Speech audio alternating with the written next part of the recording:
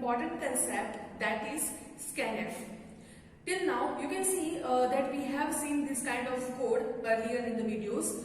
Now you want to add two numbers. Here what we have done, we have directly given the values, that is 10 and 2 to the numbers.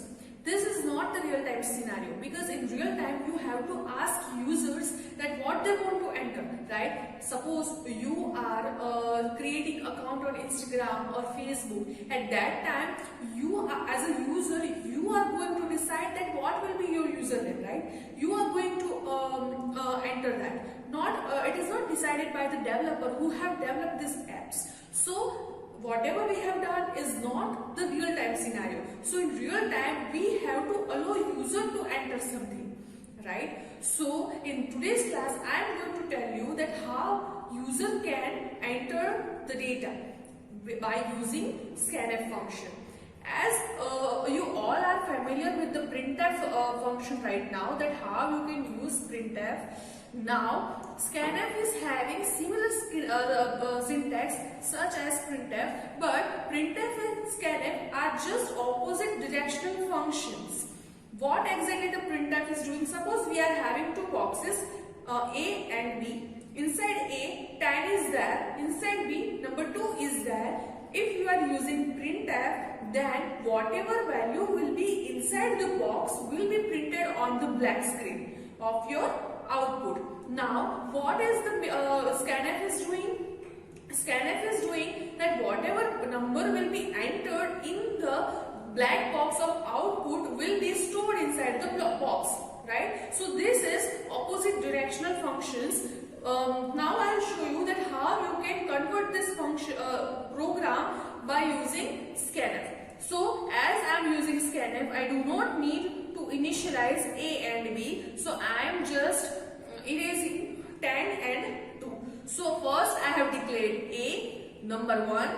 Second, I have declared B, that is number 2. And third, I have taken one variable named as result, whose value here it is not C, it is result. Make sure that you use similar spellings.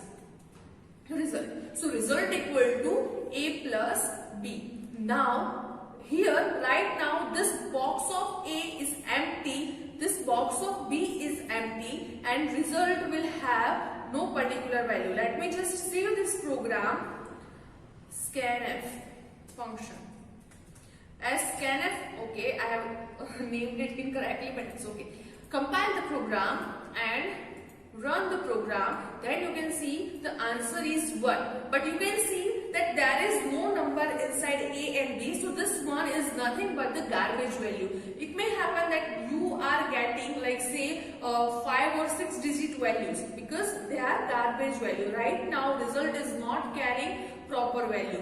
So what I want is, I want to tell user that please enter the number A, the first number, sorry. So first I am telling user print f enter number 1. So now what are you thinking that what will be printed? Here I have not used any percentage sign, right? So this will be printed as it is, right? After that I am using scanf. Well, when and my computer will see that the scanf function is there. It does not have any idea about scanf. So where will it go? It will be linked to the header file. It will go to the header file stdr.h, and then it will see the definition of scanf there, and it will see that scanf is used. So I have to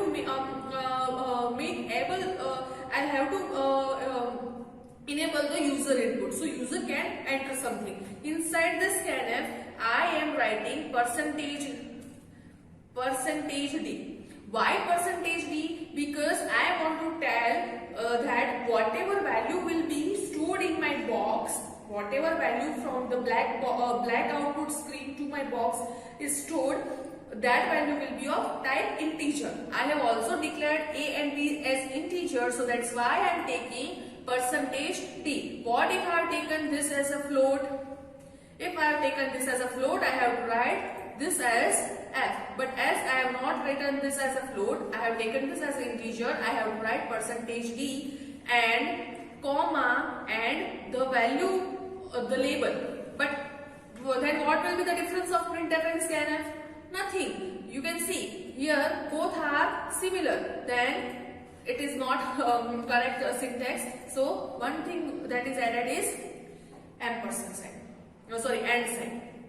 Right? So this is the main difference between scanf and printf. In printf you can write something as answer is percentage d, but in scanf make sure that you never use such text. You have to use just the percentage or the syntax. So scanf syntax will be like this only. Percentage d is similar as printf, but instead of just the label, I am using and sign. In my live lecture, I am going to tell you that what is the meaning of this and sign. Basically, it's nothing but the address of memory. I am going to tell that whatever value is entered by user in the black output screen must be stored at the address of variable a. So the value will be stored at the place of variable a. In our real-time case, you can say that whatever value will be entered in the black output screen will be added to box a, right? Say similarly for number 2, I have to do the same thing.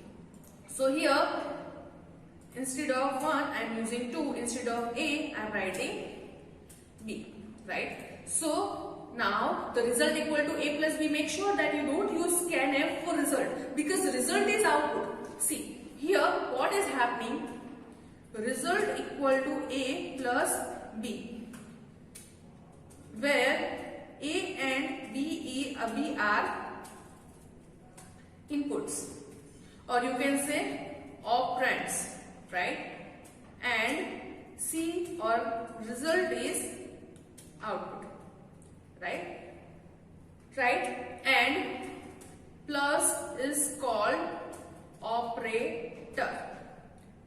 Okay, so we are going to cover operator just after this programming session. As a theory, I am going to cover operators in the next section. But right now, just understand that the signs are operators and the variable or names we are using are operands. So first, result equal to a plus b. Now I want to print result. Now don't put ampersand over output, because output will be on the screen, right? Input will be stored in the memory, so address is needed, but output will be on the screen where address is not needed. So make sure that you don't do mistakes in printf and scanf. Now just let me save this program and compile it and run this. You can see it is asking me after enter number 1, it is not printing enter number 2 because it is blinking. That means it is asking me to enter something. At this point, I am entering 12. Now, I have to format it properly because it looks like 112, right? So just